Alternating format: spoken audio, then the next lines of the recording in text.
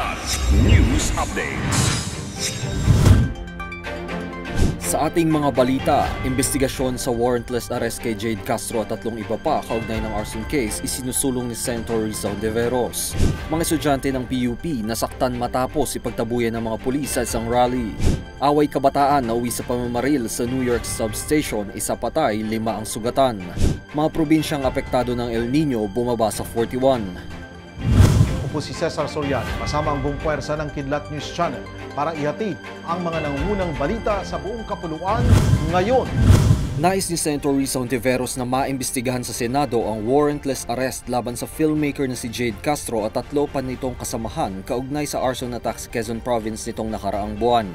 Idinidiin kasi ang grupo ni Castro na sila ang nasa likod ng panununog sa isang modern jeepney sa Katanawan na nagresulta sa kanilang pagkakaaresto nitong February 1. Taliwas ito sa ibinahaging CCTV footage ng mga saksi na nasa bayan ng Malunay ang grupo nang maganap ang krimen, bagay na itinanggi ng pulisya.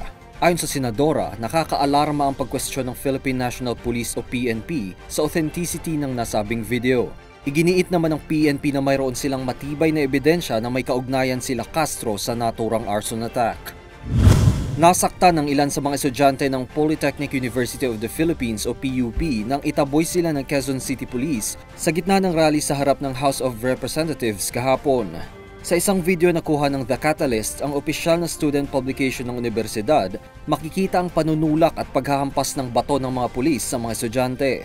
Saad ng PUP League of Filipino Students, umuwi silang sugatan at pasapasa matapos ang insidente. Hinihiling umano ng PUP students sa rally na isama sa mga congressional hearing on bills ang pagpapatupad ng National Polytechnic University, kung saan pagsasamahin ng PUP at iba pang state universities at colleges sa bansa.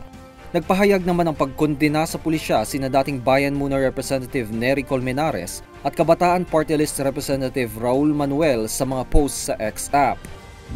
Isa ang patay habang 5 ang sugatan matapos magpaputok ang isang gunman sa subway station sa New York City nitong Lunes.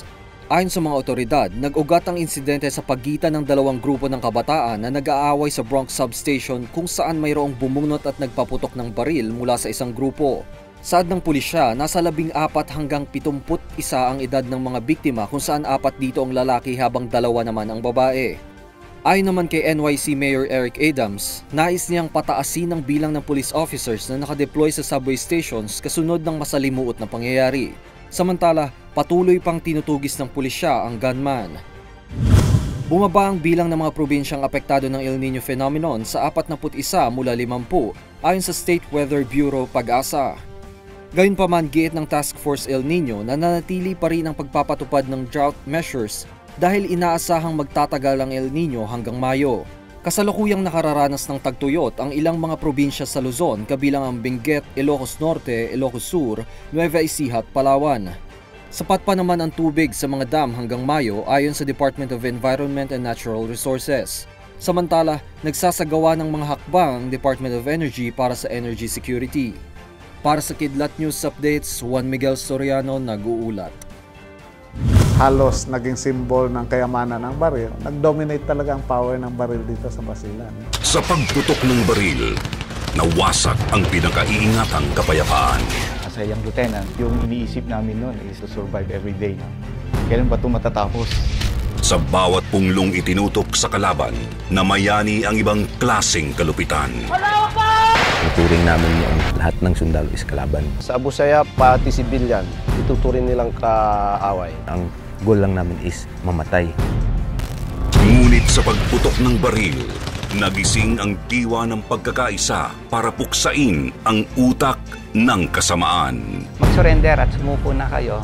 Masama bang mangarap na ang next generation hindi na sana sa baril mamatay? Sa pagpapatuloy ng espesyal na serye ng Magandang Gabi Pilipinas, tunghayan ang istorya ng pagbangon ng lalawigan ng Basilan.